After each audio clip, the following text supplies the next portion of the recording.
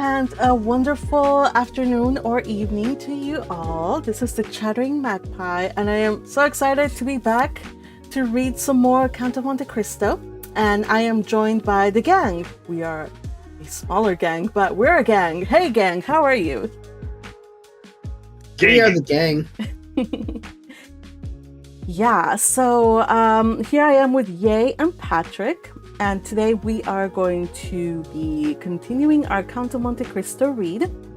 We are doing chapter 8. So I hope you're excited for that. We got quite a bit of build up. We got, Yay! Woohoo! Yeah. So we're going to get to the nitty gritty of the story, I suppose. We've had machinations and intrigues behind the scenes. We've seen into the foul, dark hearts of these villains. And in the midst of it, our precious, innocent Edmond, Dantès. Oh, what is to become of him? We will find out today. Innocent and naive. So easy to trust and really not in a position to do any trusting. Bless his little heart, yeah. But before we delve into that, I am going to say hello to the YouTube gang, the chat. Hello, chat. I see. Oh, Crusher says, greetings from the four-way intersection. Crusher, may you have a safe commute, and once you get home, if you're able to, hop aboard. We'd love to have you, of course. Crusher, don't be like me and chat while you're driving. This is bad for you. That's true. Patrick, you're not driving right now, are you? I'm at home. What are you talking about? Well, I'm just saying, like, what have you been doing? Have you ever been chatting while you were driving? Yes. Okay, well, you know Probably what? shouldn't admit that with my actual name on. You know what? Here's the thing. And also a live recording on the internet. Yeah, listened to by all of 290 subscribers on YouTube. I doubt your coworkers and superiors will be listening. Unless, I do believe, was it you? Who said that they were gonna have a friend of theirs wreak havoc in the chat? Was it you, Patrick? Oh, he was there last week. Was that Edgard or Edmond or Eric? That was the one chat. Come on. I was expecting more chaos. I was expecting more chaos than that too, but he got very well behaved. He got shy. He's not shy. Trust me, he is definitely not shy. Well, then he's just being nice. You should take a page from your friend and behave just like he did in the chat. No, but actually, you guys, wow! Are you really? Oh, come on! I see how it is. That was fairly tame as far as burns go. Okay, but I was misbehave. Okay, so chatting while driving, you guys. Here's the thing. I was gonna backtrack a little and say, you know what? If you can multitask, more power to you. I can't multitask, so that's why I kind of was a little bit shocked and amazed and a little bit appalled. But if you can do it safely, then go ahead and do it. I guess. Just stay safe, you guys. That goes for you too, Crusher. Okay. That is the highest priority, staying safe. All right, but we kind of skipped a few slots, so let me go back up to the very first person on the chat. We had Teal, who as of yet is, well, as of writing her comment, she was number 1 on the top fans score, but I think Yay has overtaken her. Anyway, Teal says, I shall be possibly quite late. Past Teal sent me to a metaphorical dungeon with this appointment she scheduled. Now there's a yawning, watery gulf of time between me and freedom, metaphorically. Ooh, yes. I love that she brings up some of the stuff from this read-along, so hope you guys stay tuned to understand what are these metaphorical things. Teal, if you're able to join us, we'd love to have you. Hop aboard whenever you're able to. Yes.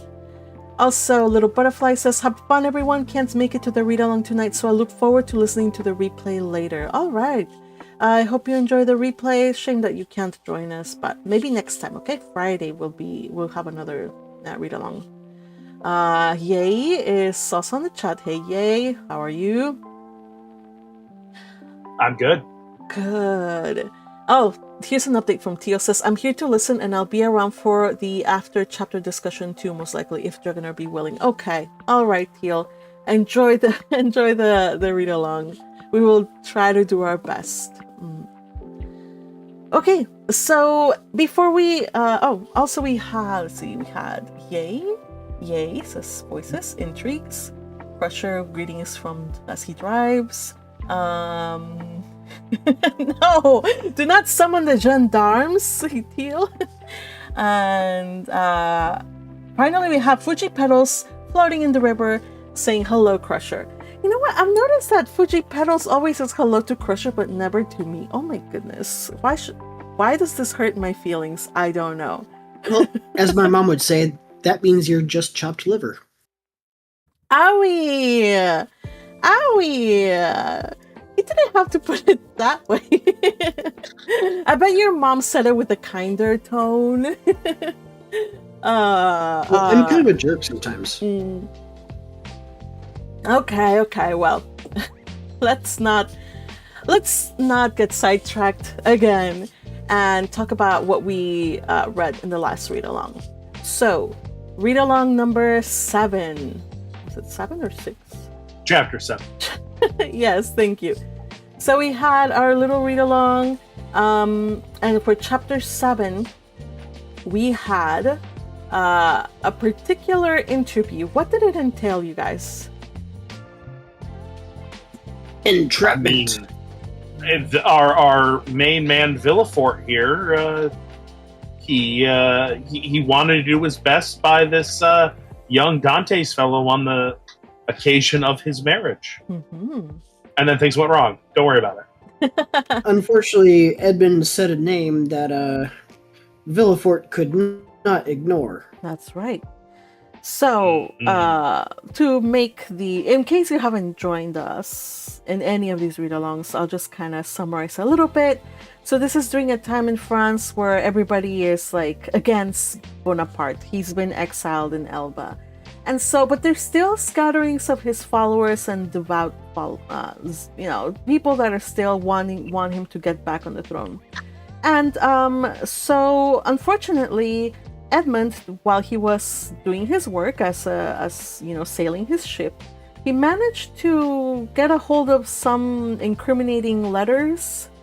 And while he was able to, he was called into the police and he was, questioned, and his inquisitor, Monsieur whatever his name is, Villefort the villain.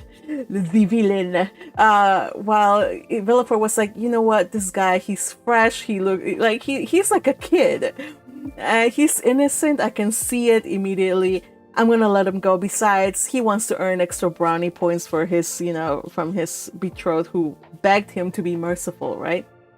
He's like, yeah, as a magistrate, I can have that power to let him go.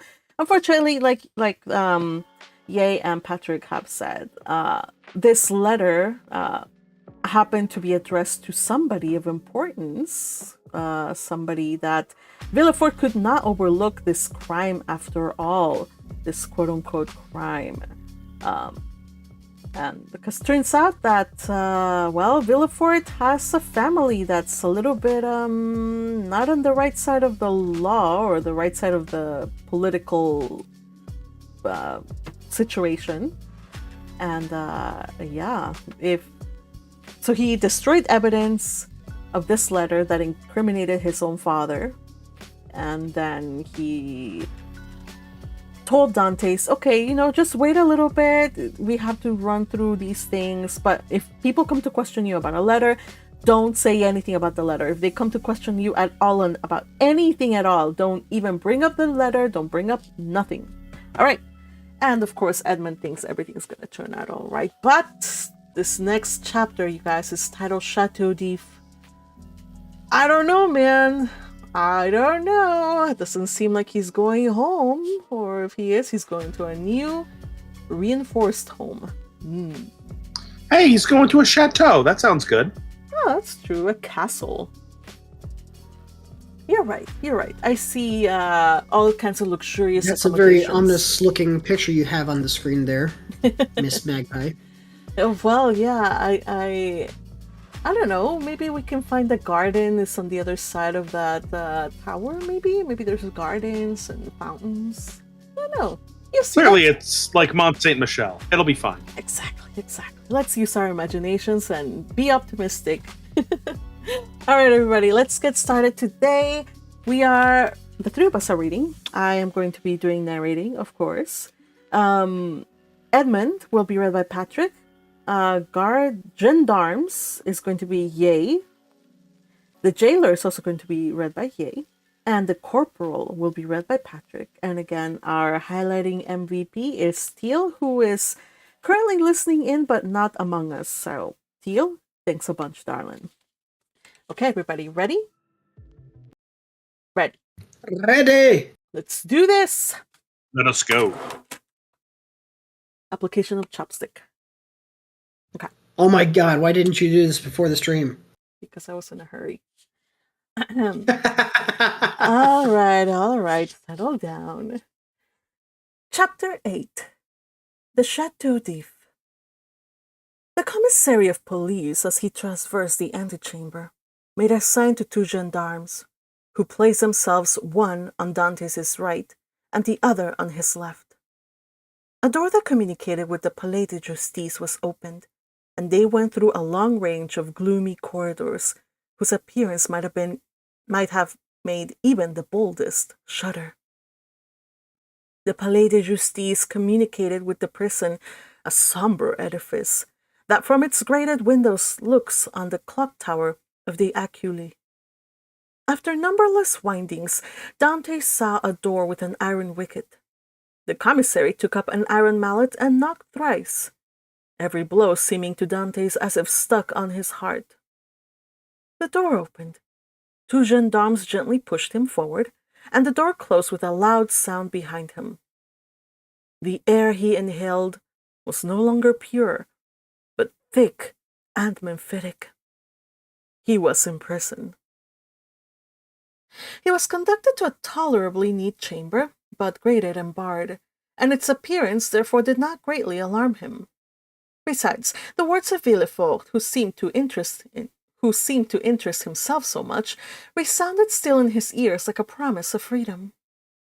It was 4 o'clock when Dantès was placed in this chamber. It was, as we have said, the 1st of March, and the prisoner was soon buried in darkness. The obscurity augmented the acuteness of his hearing. At the slightest sound, he rose and hastened to the door, convinced they were about to liberate him. But the sound died away, and Dantès sank again into his seat.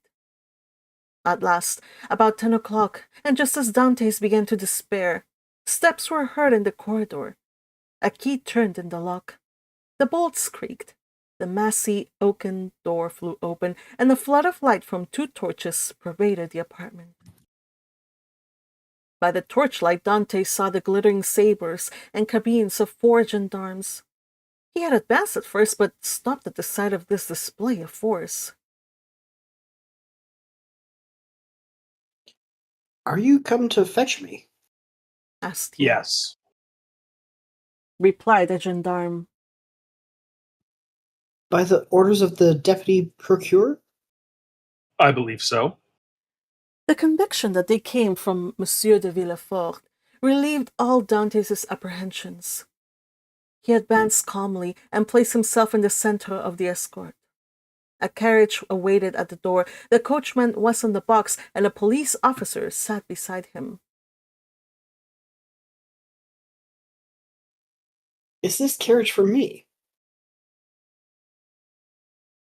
It is for you. Dantès was about to speak, but feeling himself urged forward, and having neither the power nor the intention to resist, he mounted the steps, and was in an instant seated inside between 2 gendarmes. The 2 others took their places opposite, and the carriage rolled heavily over the stones. The prisoner glanced at the windows. They were grated. He had changed his prison for another that was conveying him he knew not whither. Through the grating, however, Dantès saw that they were passing through the Rue Caisserie and by the Rue Saint-Laurent and the Rue Taramis to the quay. Soon he saw the lights of La Consigne. The carriage stopped. The officer descended, approached the guardhouse. A dozen soldiers came out and formed themselves in order. Dantès saw the reflection of their muskets by the light of the lamps on the quay. Can all this force be summoned on my account? The officer opened the door, which was locked, and without speaking a word answered Dantès' question, for he saw between the ranks of the soldiers a passage formed from the carriage to the port. The two gendarmes who were opposite to him descended first. Then he was ordered to alight, and the gendarmes on each side of him followed his example. They advanced toward a boat which a custom house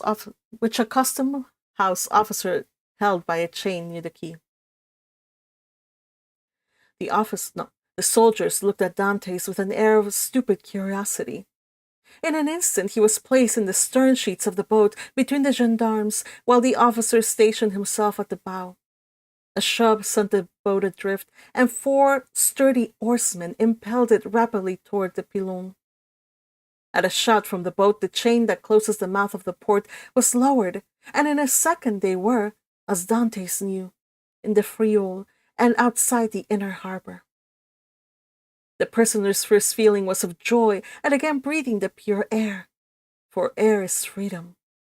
But he soon sighed, for he passed before La Réserve, where he had that morning been so happy, and now through the open windows came the laughter and revelry of a ball.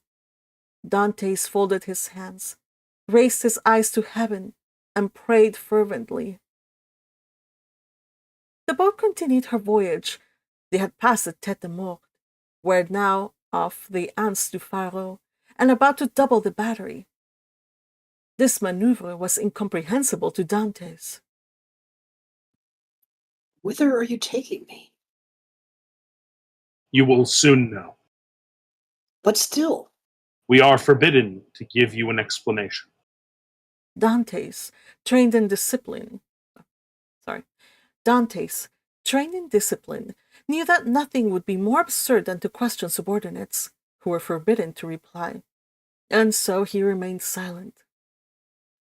The most vague and wild thoughts passed through his mind. The boat they were in could not make a long voyage. There was no vessel at anchor outside the harbor. He thought perhaps they were going to leave him on some distant point. He was not bound, nor had they made any attempt to handcuff him. This seemed like good augury. Besides, had not the deputy who had been so kind to him told him that provided he did not pronounce the dreaded name of Noirtier, he had nothing to apprehend? Had not Villefort in his presence destroyed the fatal letter, the only proof against him? He waited silently, striving to pierce through the darkness. They had left the Ile Ratonneau, where the lighthouse stood, on the right, and were now opposite the Point de Catalans. It seemed to the prisoner that he could distinguish a feminine form on the beach, for it was there Mercédès dwelt. How was it that a presentiment did not warn Mercédès that her lover was within 300 yards of her? One light alone was visible, and Dantès saw that it came from Mercédès' chamber. Mercédès was the only one awake in the whole settlement. A loud cry could be heard by her, but pride restrained him, and he did not utter it. What would his guards think if they heard him shout like a madman? He remained silent, his eyes fixed upon the light. The boat went on, but the prisoner thought only of Mercédès. An intervening elevation of land hid the light. Dantès turned and perceived that they had got out to sea. While he had been absorbed in thought, they had shipped their oars and hoisted sail. The boat was now moving with the wind. In spite of his repugnance to address the guards, Dantès turned to the nearest gendarme and, taking his hand, comrade, I adjure you as a Christian and a soldier, tell me where we are going. I am Captain Dantès, a loyal Frenchman. Thought accused of treason. Tell me, where are you conducting me? And I promise you on my honor, I will submit to my fate. The gendarme looked irresolutely at his companion, who returned for answer a sign that said, "I see no harm in telling him now." And the gendarme replied, You are a native of Marseille and a sailor, and yet you do not know where you are going.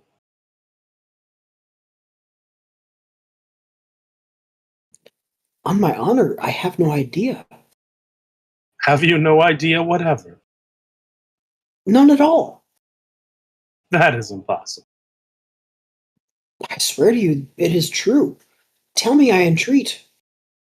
But my orders. Your orders do not forbid you tell me what I must know in 10 minutes, in half an hour, or an hour. You see, I cannot escape even if I intended. Unless you are blind, you have never been outside the harbor. You must know. I do not. Look round you then. Dantès rose and looked forward. When he saw rise within 100 yards of him the black and frowning rock on which stands the Chateau d'If. This gloomy fortress, which has for more than 300 years furnished food for so many wild legends, seemed to Dantès like a scaffold to a malefactor. The Chateau d'If. What are we going there for? The gendarme smiled. I am not going there to be imprisoned. It is only used for political prisoners. I have committed no crime. Are there any magistrates or judges at the Chateau d'If? There are only a governor, a garrison, turnkeys, and good thick walls. Come, come, do not look so astonished. You will make me think you are laughing at me in return for my good nature. Dantès pressed the gendarme's hand as though he would crush it. You think, then, that I am taken to the Chateau d'If to be imprisoned there? It is probable, but there is no occasion to squeeze so hard. Without any inquiry, without any formality? All the formalities have been gone through. The inquiry is already made. And so, in spite of Monsieur Villefort, his promises, I do not know what Monsieur de Villefort promised you, but I know we are taking you to the Chateau d'If. But what you are doing, help, comrade, help. By a rapid movement, which the gendarme's practiced eye had perceived, Dantès sprang forward to precipitate himself into the sea. But 4 vigorous arms seized him as his feet quitted the bottom of the boat. He fell back, cursing with rage. Good, said the gendarme, placing his knee on his chest. This is the way you keep your word as a sailor. Leave soft-spoken gentlemen again. Hark ye, my friend, I have disobeyed my first order, but I will not disobey the second. And if you move, I will blow your brains out. And he leveled his carbine at Dantès, who felt the muzzle against his temple. For a moment, the idea of struggling crossed his mind, and of so ending the unexpected evil that had overtaken him. But he bethought of Monsieur de Villefort's promise, and besides, death in a boat from the hand of a gendarme seemed too terrible.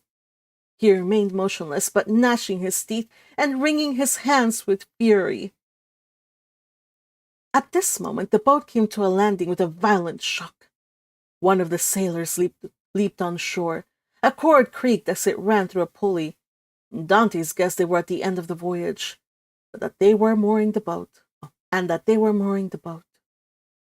His guards, taking him by the hands and coat collar, forced him to rise, and dragged him towards the steps that lead to the gate of the fortress, while the police officer, carrying a musket with a fixed bayonet, followed behind.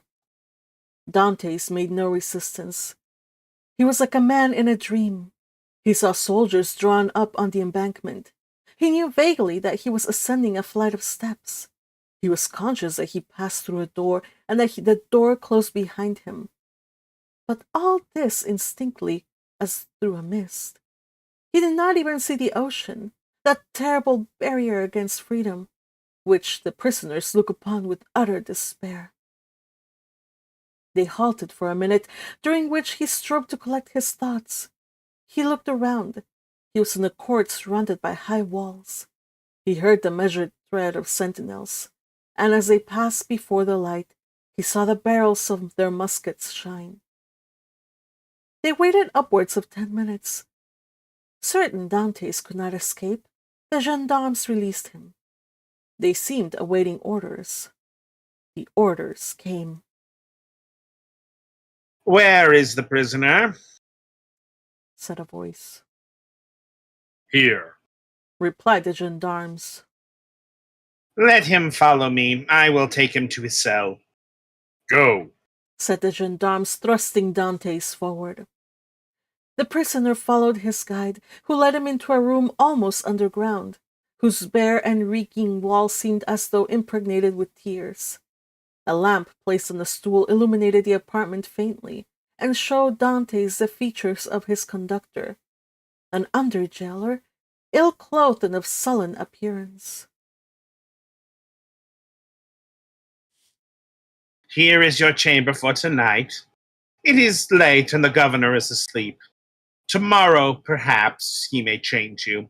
In the meantime, there is bread, water, and fresh straw, and that is all a prisoner can wish for.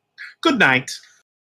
And before Dantès could open his mouth, before he had noticed where the jailer placed his bread or the water, before he had glanced toward the corner where the straw was, the jailer disappeared, taking with him the lamp and closing the door, leaving stamped upon the prisoner's mind the dim reflection of the dripping walls of his dungeon.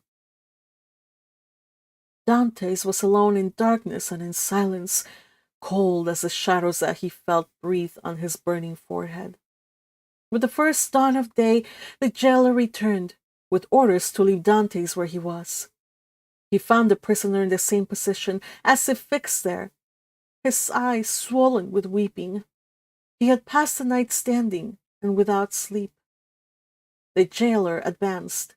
Dantès appeared not to perceive him. He touched him on the shoulder, and Edmond started. "Have you not slept? I do not know. Are you hungry? I do not know. Do you wish for anything?" I wish to see the governor. The jailer shrugged his shoulders and left the chamber. Dantès followed him with his eyes and stretched forth his hands toward the open door, but the door closed. All his emotion then burst forth. He cast himself on the ground, weeping bitterly, and asking himself what crime he had committed that he was thus punished. The day passed thus. He scarcely tasted food, but walked around and round the cell like a wild beast in its cage. One thought in particular tormented him, namely that during his journey hither he had sat so still, whereas he might a dozen times have plunged into the sea, and thanks to his powers of swimming for which he was famous, have gained the shore, concealed himself until the arrival of the Genoese or Spanish vessel, escaped to Spain or Italy where Mercedes and his father could have joined him. He had no fears as to how he should live. Good seamen are welcome everywhere. He spoke Italian like a Tuscan and Spanish like a Castilian. He would have been free and happy with Mercedes and his father, whereas he was now confined in the Chateau d'If, that impregnable fortress, ignorant of the future destiny of his father and Mercedes.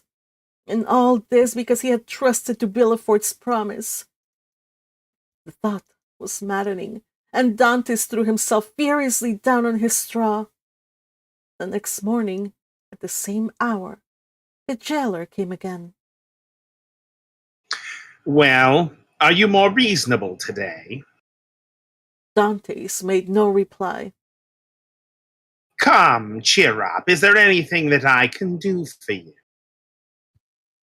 I wish to see the governor. "I have already told you it was impossible." Why so? Because it is against prison rules, and prisoners must not even ask for it. What is allowed then? Better fare, if you pay for it, books, and leave to walk about. I do not want books. I'm satisfied with my food, and do not care to walk about, but I wish to see the governor. If you worry me by repeating the same thing, I will not bring you any more to eat. Well then, if you do not, I shall die of hunger. That is all. The jailer saw by his tone that he would be happy to die, and as every prisoner is worth 10 sous a day to his jailer, he replied in a more subdued tone. What you ask is impossible. But if you are very well behaved, you will be allowed to walk about. And some day you will meet the governor, and if he chooses to reply, that is his affair. But how long shall I have to wait? A month, 6 months, a year. That is too long a time. I wish to see him at once. Ah. Do not always brood over what is impossible, or you will be mad in a fortnight. You think so? Yes, we have an instance here. It was by always offering 1,000,000 of francs to the governor for his liberty that an Abe became mad, who was in this chamber before you. How long has he left it? 2 years. Was he liberated then? No, he was put in a dungeon. Listen! I am not an abbe.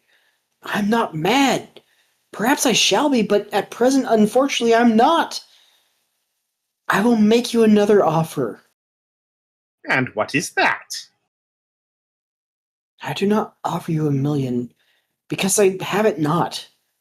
But I will give you 100 crowns if, the first time you go to Marseille, you will seek out a young girl named Mercedes at the Catalans and give her 2 lines from me. If I took them and were detected, I should lose my place, which is worth 2,000 francs a year. So that I should be a great fool to run such a risk for 300. Well, mark this. If you refuse to at least tell Mercedes I am here, I will someday hide myself behind the door, and when you enter, I will dash your brains out with this stool. Threats? Cried the jailer, retreating and putting himself on the defensive. You are certainly going mad. The Abbe began like you, and in 3 days you will look like him, mad enough to tie him. But fortunately, there are dungeons here. Dantès whirled the stool round his head. All right, all right. All right, since you will have it so, I will send word to the governor. Very well, Returned Dantès, dropping the stool and sitting on it as if he were in reality mad. The jailer went out, and returned in an instant with a corporal and 4 soldiers. By the governor's orders, conduct the prisoner to the tier beneath. to the dungeon then. Said the corporal. Yes, we must put the madman with the madman. The soldiers seized Dantès, who followed passively. He descended 15 steps, and the door of a dungeon was opened, and he was thrust in. The door closed, and Dantès advanced with outstretched hands until he touched the wall. He then sat down in the corner until his eyes became accustomed to the darkness. The jailer was right. Dantès wanted but little of being utterly mad. End of chapter.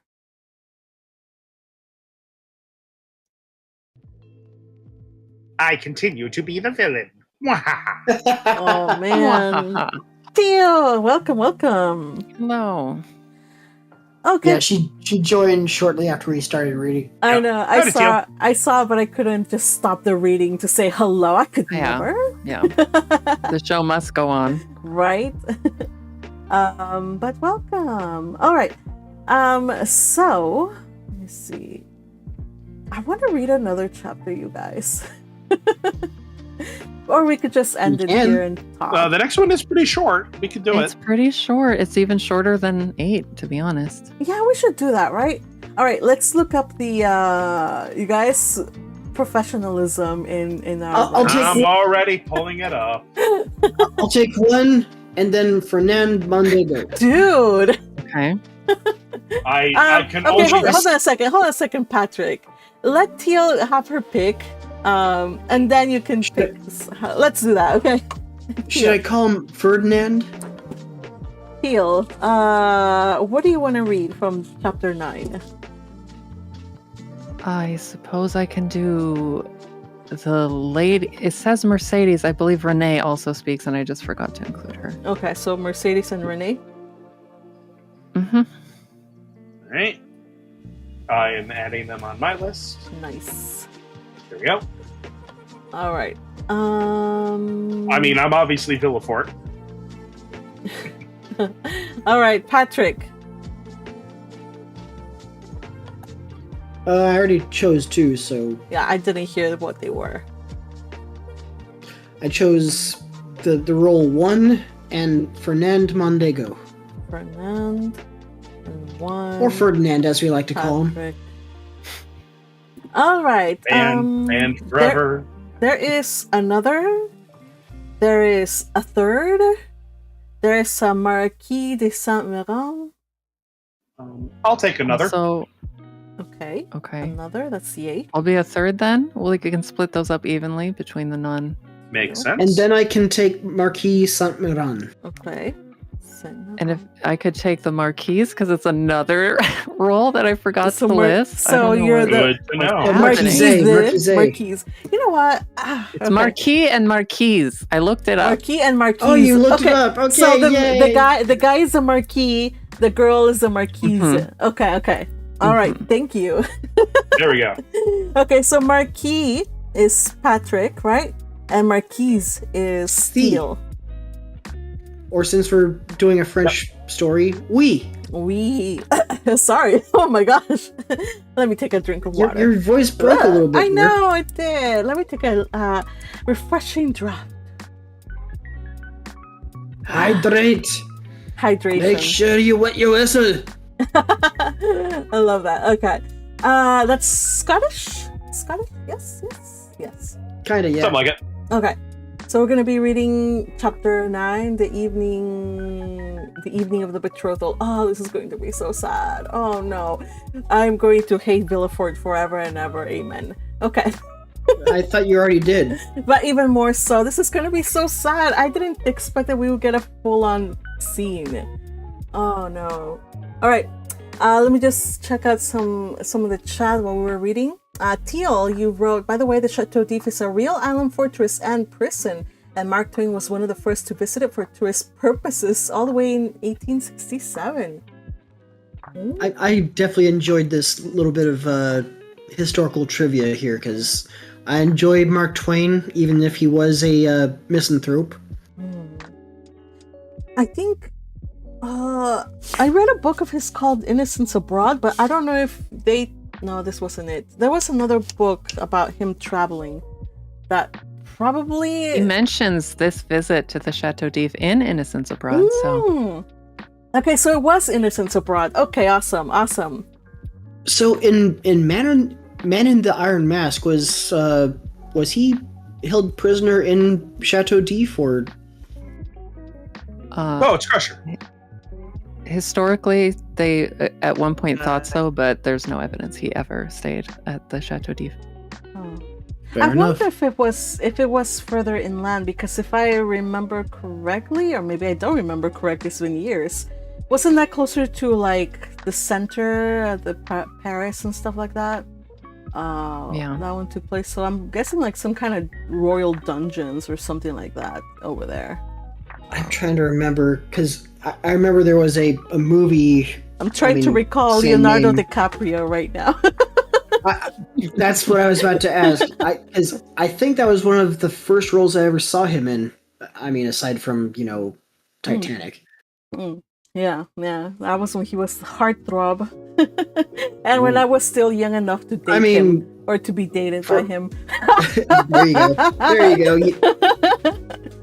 By now, you may have been traded out for a younger model. Of course, yes. Like 20 years ago, I would have been traded in. Anyway, Also, hi, Crusher. Would you like a roll? Crusher. Are you down to read? Testing 1, 2, 3. Testing. We can hear Yep. you. Hello. You loud and sound Yeah. good, sir. All right. There we go. Yes, hello everyone. Hello. Guess what? We're going to be reading an extra chapter. So if anybody in this chat wants to donate a character, a volunteer character, feel free to do so.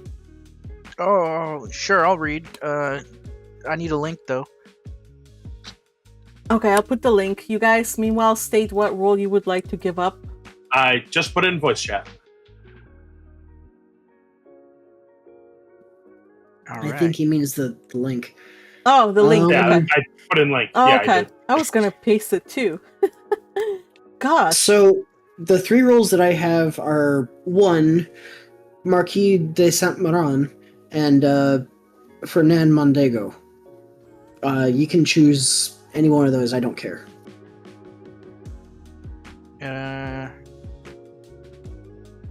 Let's see. Chapter 9. We're at? Yep. Chapter 9, yes. We. Okay, so it was I heard Mondego, but who was the other guy? Marquis The de Marquis de Saint-Maron. Saint-Maron. Oh, okay. Yeah, I'll be the Marquis. All right. All right. Going for nobility. Boom.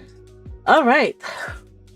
So we got our people. We are ready and prepared. All right, everybody. We are continuing on with chapter 9. We got my handwriting sucks, so I'll just read from Ye's. One is going to be read by Patrick. Another is going to be read by Ye. A third is going to be read by Teal. I love these things. I have no idea what a third. But yeah, Gerard de Villefort is going to be read by Ye. Marquis de Saint-Maron going to be read by Crusher. Marquise de Saint-Maron, that's the wife, is going to be read by Teal. Mercedes by Teal. Renee by Teal. Fernand Mondego is Patrick. All right. Ready, everybody? Let us do this. Ready. No. We. Yes, you Not are. ready. You're Chapter ready, 9. Crusher. You're ready. You're ready. Okay, fine. Chapter 9. Let me know when you're good. The Okay. ruddy red highlighting. All right, for you. I'm ready. Okay, let's get this started then. Chapter 9. The evening of the betrothal. Villefort had, as we have said, hastened back to Madame de Saint-Méran's in the Place du Grand Cours, and on entering the house, found that the guests whom he had left at the table were taking coffee in the salon. René was with all the rest of the company anxiously awaiting him, and his entrance was followed by a general exclamation. Well, Decapitator, Guardian of State, Royalist Brutus, what is the matter? Speak out. Are we threatened with a fresh reign of terror? Has the Corsican ogre broken loose? Marquise. Said Villefort, approaching his future mother-in-law. I request your pardon for thus leaving you. Will the Marquis honor me by a few moments' private conversation? Is it really a serious matter then? Asked the Marquis, remarking the cloud on Villefort's brow. So serious that I must take leave of you for a few days, so judge for yourself if it be not important. You are going to leave us? Cried Renee, unable to hide her emotion at this unexpected announcement. Alas, I must. Where, then, are you going? asked the That, Marquise. that, madame, is an official secret. But if you have any commissions for Paris, a friend of mine is going there tonight and will, with pleasure, undertake them. The guests looked at one another. You wish to speak to me alone? Said the Marquis. Yes, let us go to the library. The Marquis took his arm, and they left the salon. Well, Asked tell me what the- it is. An affair of the greatest importance that demands my immediate presence in Paris. Now, excuse the indiscretion, Marquis, but have you any landed property?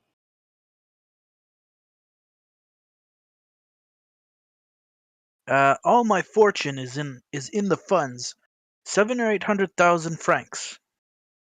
Then sell out. Sell out, Marquis, or you will lose it all. But how can I sell out here? You have a broker, have you not? Yes. Then give me a letter to him and tell him to sell out without an instant's delay. Perhaps even now I shall arrive too late. The deuce you say! replied the Marquis. Let us lose no time then. And sitting down, he wrote a letter to his broker, ordering him to sell out at the market price. Now then, Said Villefort, placing the letter in his pocketbook. I must have another. To whom? To the king. To the king? Yes. I dare not write to his majesty. I do not ask you to write to his majesty, but ask Monsieur de Saville to do so. I want a letter that will enable me to reach the king's presence without all the formalities of demanding an audience.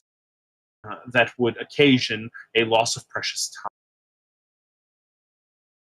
But address yourself to the keeper of the seals. He has the right of entry at the Tuileries and can procure you audience at any hour of the day or night. Doubtless, but there is no occasion to divide the honors of my discovery with him. The keeper would leave me in the background and take all the glory to himself. I tell you, Marquis, my fortune is made if I can only reach the Tuileries the first, for the king will not forget the service I do him. In that case, go and get ready. I will call Salvieux, and make him write the letter. Be as quick as possible. I must be on the road in a quarter of an hour. Tell your coachman to stop at the door. You will present my excuses to the Marquise and the Mademoiselle Renee, whom I leave on such a day with great regret. You will find them both here, and can make your farewells in person. 1,000 thanks. And now for the letter. The Marquis rang. A servant entered. Say to the Comte de Saville that I would like to see him. Now then, go. I shall be gone only a few moments. Villefort hastily quitted the apartment, but reflecting that the sight of the deputy procureur running through the streets would be enough to throw the whole city into confusion, he resumed his ordinary pace.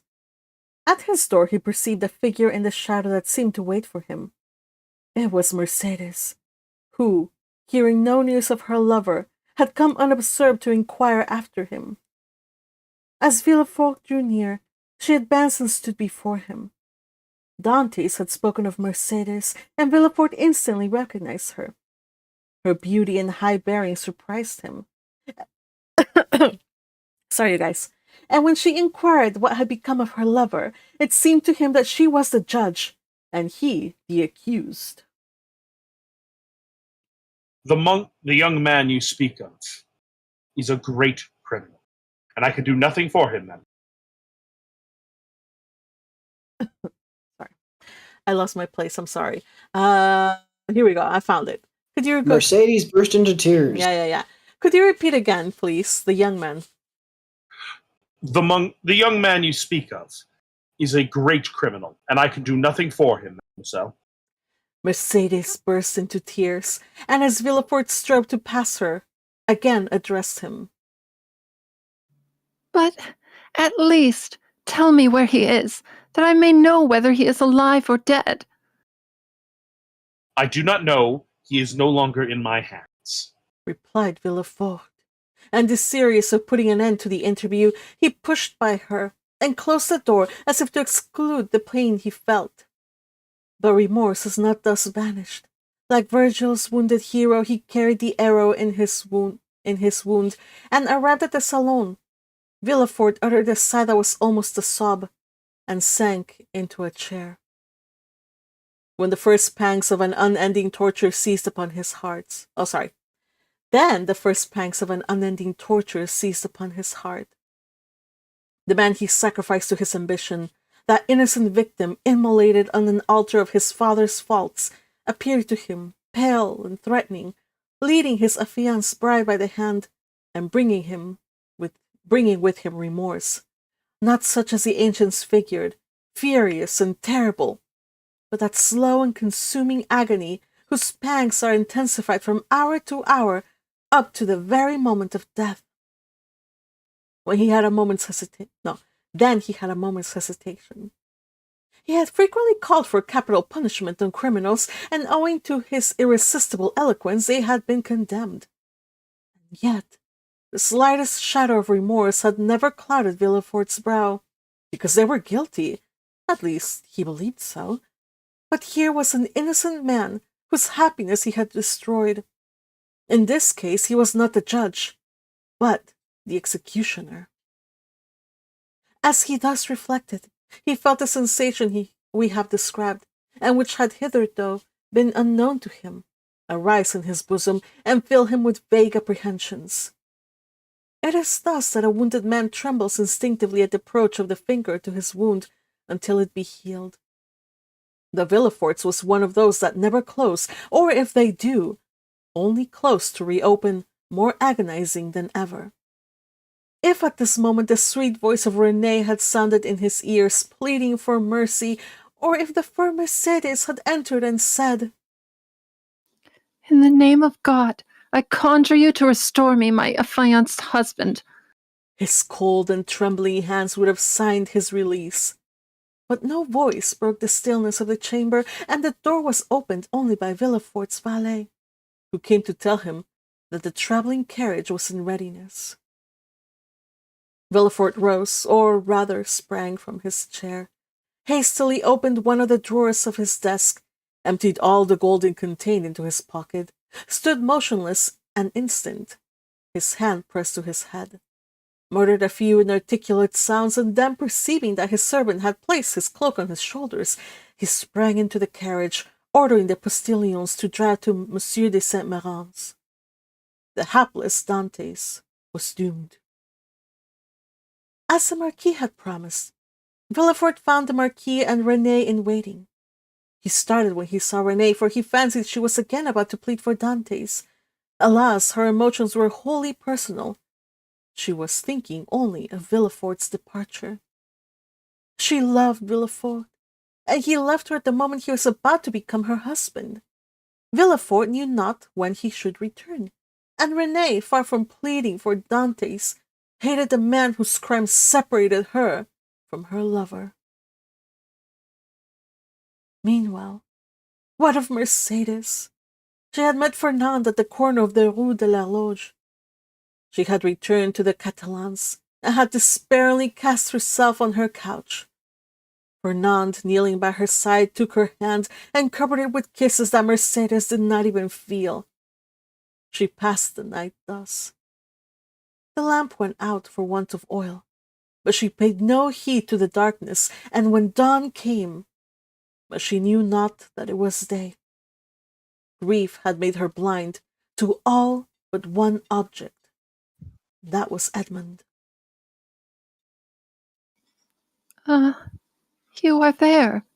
she said at length, turning toward Fernand. I have not quitted you since yesterday, returned Fernand sorrowfully. Monsieur Morel had not readily given up the fight. He had learned that Dantès had been taken to prison, and he had gone to all his friends and the influential persons of the city. But the report was already in circulation that Dantès was arrested as a Bonapartist agent, and, as the most sanguine looked upon any attempt of Napoleon to remount the throne as impossible, he met with nothing but refusal, and had returned home in despair, declaring that the matter was serious, and that nothing more could be done. Caderousse was equally restless and uneasy, but instead of seeking, like Monsieur Morel, to aid Dantès, he had shut himself up with 2 bottles of black-currant brandy in the hope of drowning reflection. But he did not succeed, and became too intoxicated to fetch any more drink, and yet not so intoxicated as to forget what had happened. With his elbows on the table, he sat between 2 empty bottles, while spectres danced in the light of the unsnuffed candle, spectres such as Hoffman strews over his punch-drenched pages, like black, fantastic dust. Danglars alone was content and joyous. He had got rid of an enemy and made his own situation in the Pharaon secure. Danglars was one of those men born with a pen behind the ear and an inkstand in place of a heart. Everything with him was multiplication or subtraction. The life of a man was to him of far less value than a numeral, especially when, by taking it away, he could increase the sum total of his own desires. He went to bed at his usual hour and slept in peace. Villefort, after having received Monsieur de Salvieux's letter, embraced Renée, kissed the Marquise's hand, and shaken that of the Marquis, started for Paris along the 8 road. Old Dantès was dying with anxiety to know what had become of Edmond, but we know very well what had become of Edmond. End of chapter. This is so sad, you guys. Oh my goodness. Yeah. Villefort, you villain. And yet, and the conspiracy is completed. you know what? Like, I don't hate. Jeez. Okay, so there's 2 villains, well, 3, but let's talk about 2 in specific. We have Danglars, who he's slept like a babe. Like, if you were to ask him how do you sleep at night, he would have responded, just take a shot of brandy before I go to bed and I sleep just fine. Like, he does not losing any sleep over the matter.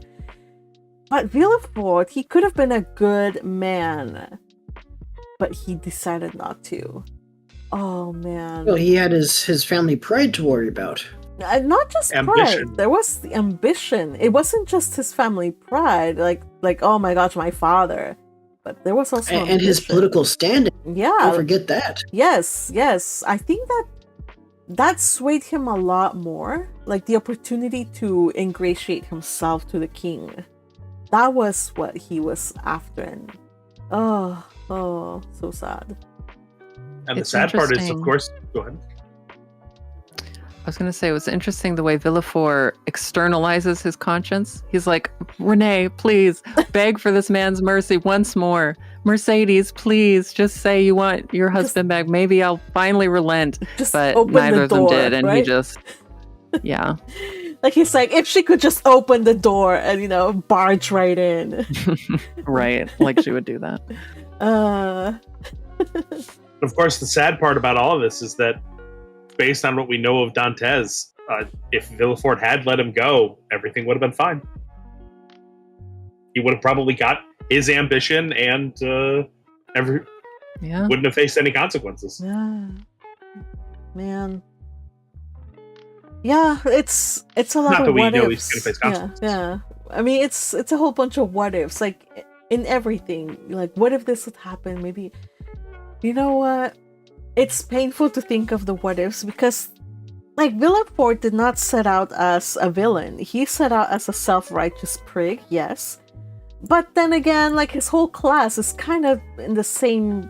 They're all painted in the same color. They're all kind of like the same. What? The French nobility are a bunch of political hacks? I know, right? Oh my gosh, nobility. All right, so yeah. Down with the patriarch. I mean, the nobility. Oh yes, I agree with the first opinion. Mhm. Yes, I agree. Long live the patriarchy. No, I'm Shush, joking. you're about to be muted. Yes. Oh, no. You're outnumbered. Okay, I am about. Okay, Teal, you better be with me. Of course I am. Thank you. All of these heathens and anyway, monarchy What are we? here. Are we drawing the line on political Monarchy. lines?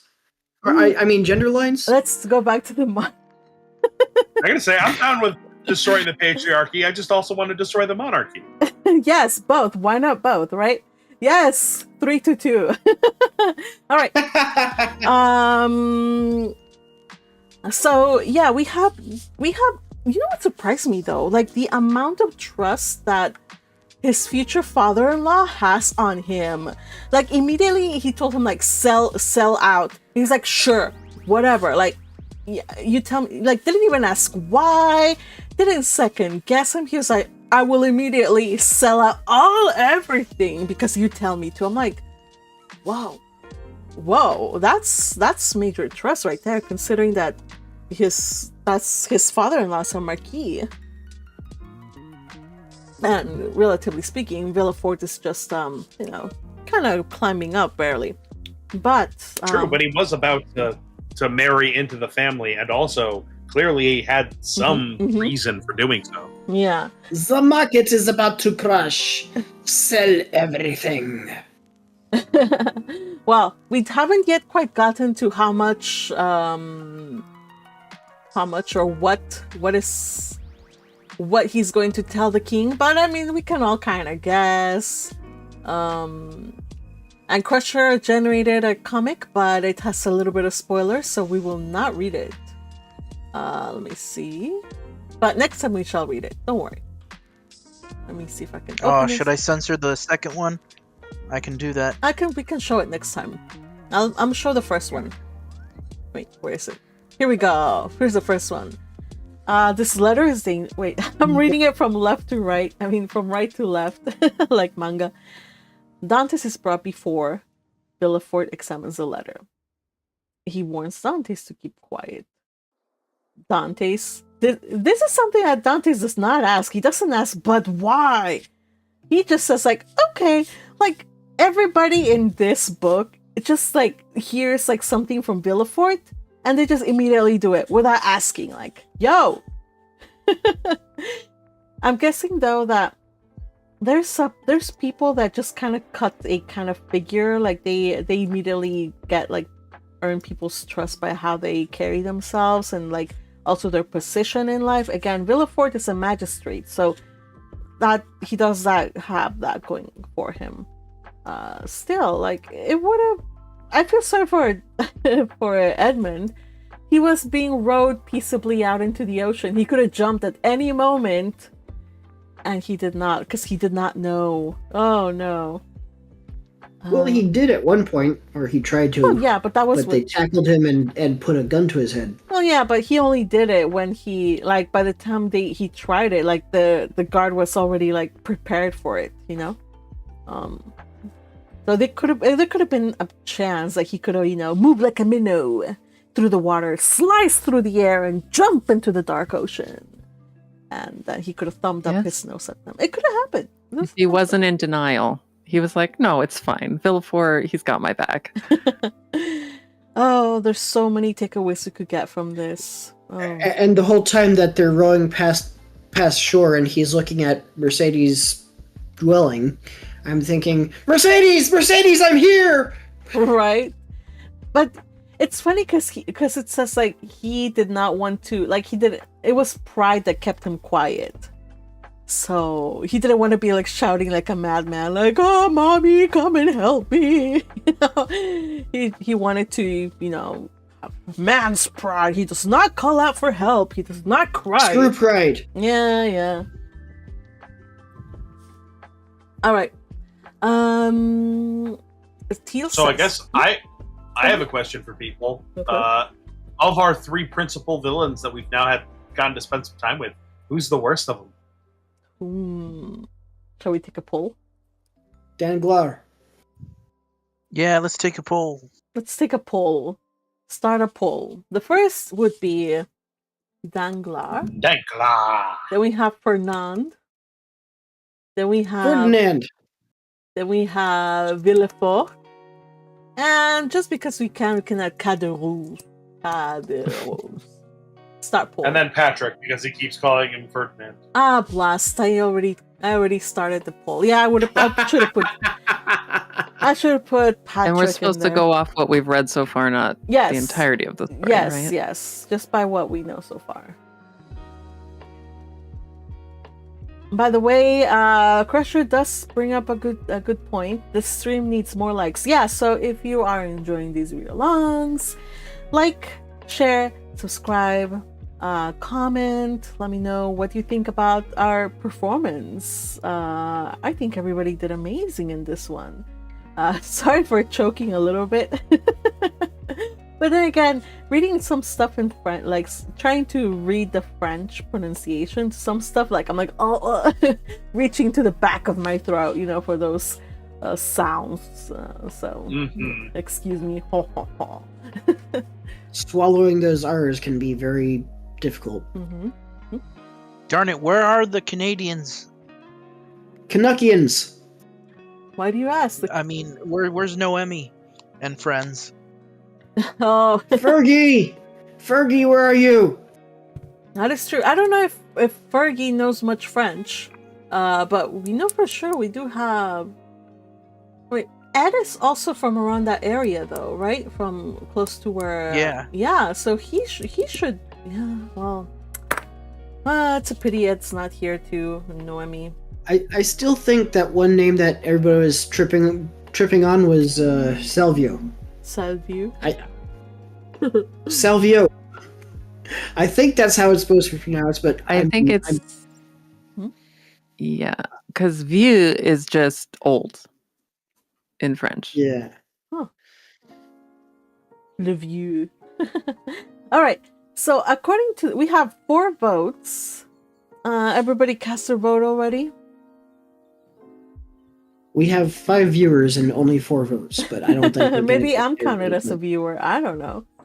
But I can't vote though, unfortunately.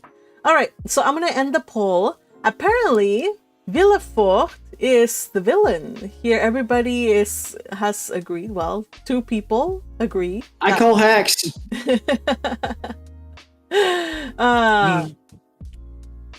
All right. So Now imagine if you included me as a option. yeah, Everybody would have. would have thrown off the whole poll. That's because you would have gotten 100%, I'm sure. All right. No, I still would have voted for Danglars. All right, so we says Danglars sees people as numbers, like a shy little sage who's getting an anime this season. Ooh, who's that? Shy little sage? Secrets of the Silent Witch. It airs on Oh. Fridays. It's being simulcast on Crunchyroll. Wow. You know what? That sounded like a professional ad. You should have done that. You should send your resume to or whoever who does these things. Crunchyroll. I don't even know. Yeah. Look up who represents Reba Burr, and then go from there. Voice acting is a very gate-kept industry.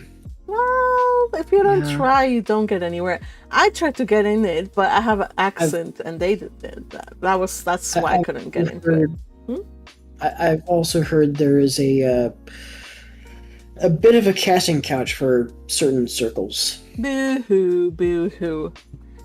All right. Joke's on them. I'll never leave my room. No. Well, we should do like a independent voiceover actor situation. And I shall be the founding member. because nobody will hire me because I have an accent.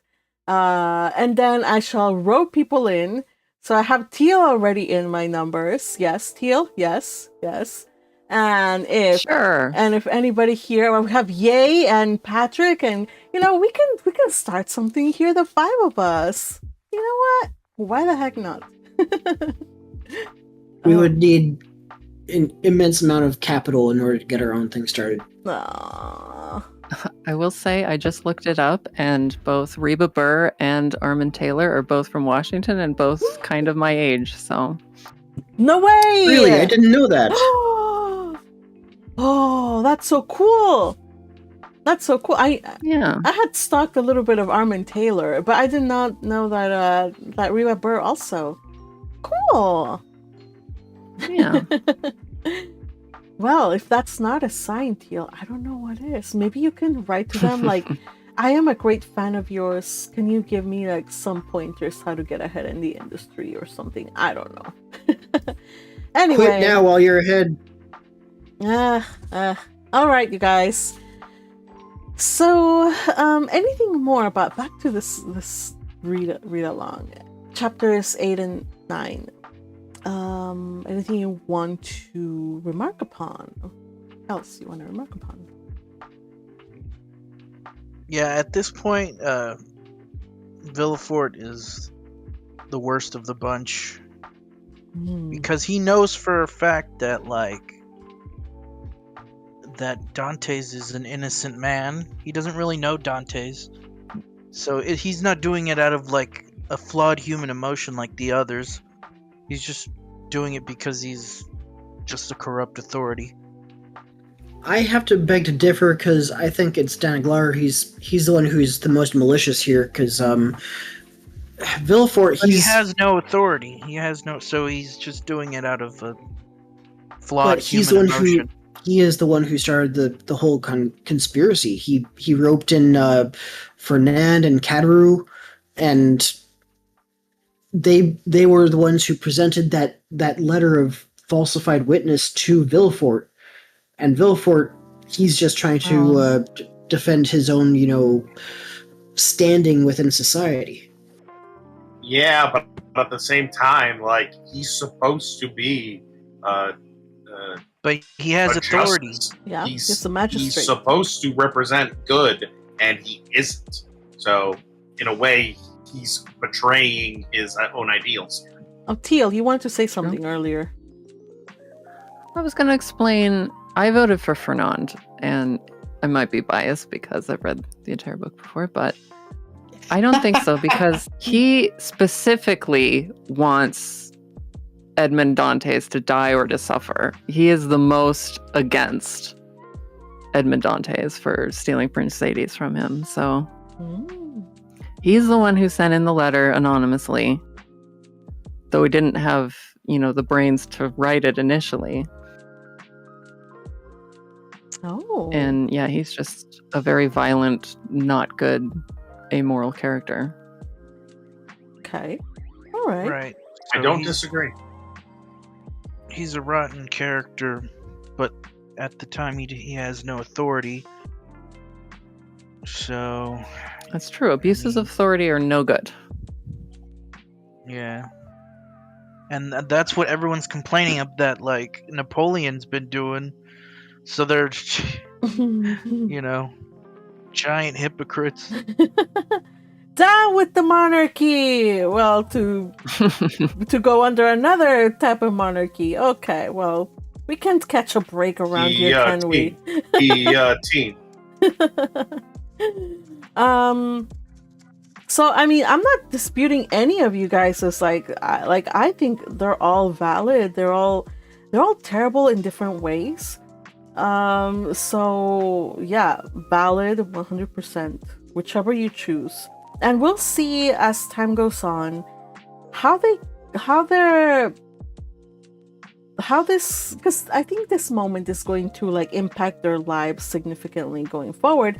So we're gonna see, do they get worse, or how bad do they get? Anybody's gonna turn repentant or change their ways? We don't know what's gonna happen. So I'm excited to find out.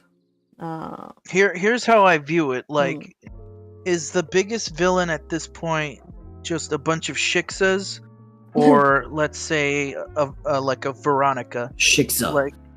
Like Shiksa, yeah, he's a douchebag, but like, who can potentially do more damage? Who is the baddest Veronica? Because she's, supposed to have higher authority than all the Shiksas. So No, that's how I view not it. Veronica, Adalbert. Oh, okay, yeah, you're right. You really, really hate Adalbert. I hate him. I hate him so much, you guys. I feel the Well, same. Yeah. That's anyway. why I view Villefort as the worst, at least right now, anyway. Interestingly, we agree on who's the worst, but for different reasons.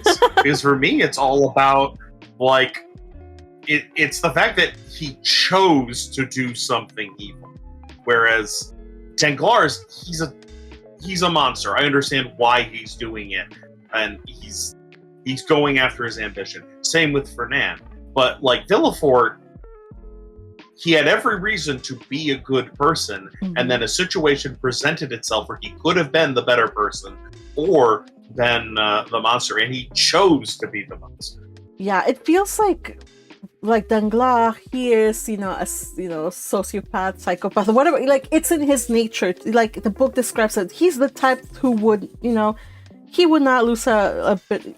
That's just his nature, to not care, not have no conscience. Yeah, he's a Shiksa. But yeah, like, it's disappointing, and it affects the most, like, when, like, you have Villefort, who is, a leader in society. He has the ear of so many people, influential people, and he is doing these horrible things. So that's what I think this is the most disappointing, is that the person that should have been there for, for these high ideals, turns out his ideals are just shams. So that's Exactly. the most disappointing. Oh man, it's awesome when a book gets you, like, pondering not just about, like, the people and the circumstances of the story, but, like, those philosophical and all those things about human nature. I love it. I can't wait to continue to read more so we can talk more about this book. Though we do have, unfortunately, Edmond is stuck not just in jail but in the dungeons, because again he has a tendency to be a little bit rash and hot-headed. So yeah, threatening to beat your jailer over the head with your stool is not gonna get you any favors. Oh, we forgot to include the jailer in the poll. He's the obvious real villain. look, the jailer is just trying to doing do his his job, job, man. I don't know. Look, you choose to be a jailer, you're making a choice to be a terrible person. Well, someone's got to do it. Might as well earn a living from it. Like, at what, 2,000 francs? I think that's very generous for that time of the time. No. I will increase all human misery, and only for 200 francs a prisoner. No, 10 And all for sous. his amusement. 10 prisoner, that's right. Yeah, 10 sous, not even a franc. Oh man. So again, I don't want to say it. But again, that whole complex is evil and should be smashed. I'm sorry. Okay, you guys. Well, don't worry. Next time we get to meet the real villain of the story. Ooh, there's more. Yeah, so next time, well, I won't spoil it, but the next chapter is the King's Closet at the Tuileries. So, we'll see. And now you know who the villain is. The king. Oh, we'll see how the book depicts the king. If you aren't aware of the historical stuff going on, that's okay. We don't know either, but we'll piece it out together. I mean, I did take history. I took European history back in high school, but I forget a lot of it, so we'll sort it out and hopefully it should be fine. I think it'll be fine. But yeah, join us on Friday when we get together to continue to read the Count of Monte Cristo. So far, I'm having a blast. I hope you guys are enjoying this as well. I am so grateful that our 2 extra bookworms dropped in to read more stuff. Today we had reading the following people. Where is that page? I'm too lazy to look up. You know what? Yay! All your hard work is gonna make me like turn like complacent, and I will be spoiled. And then like afterwards, if you don't read with us, I'm gonna have to like start doing it again. But yeah, thank you, Yay, for Today, narrator was Magpie. Yes. Edmond Dantès was portrayed by Patrick, as was the Corporal, One, and Fernand Mondego. The gendarmes, the jailer, Another, and Gerard de Villefort were portrayed to you by Hiet.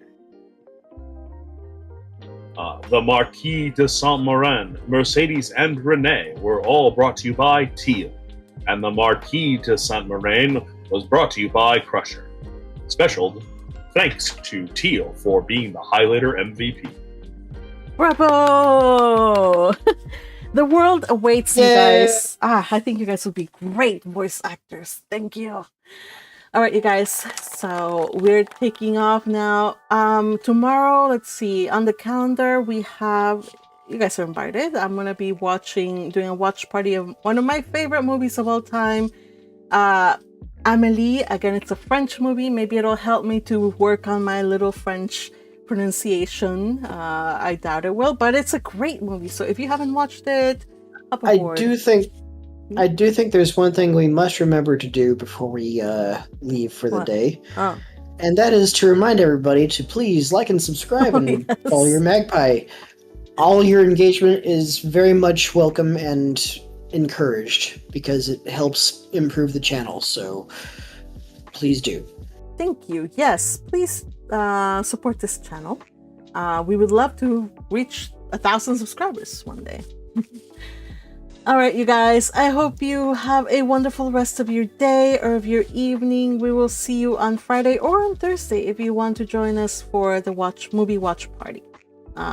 Till next time, you guys. Take care and bye-bye. Bye-bye.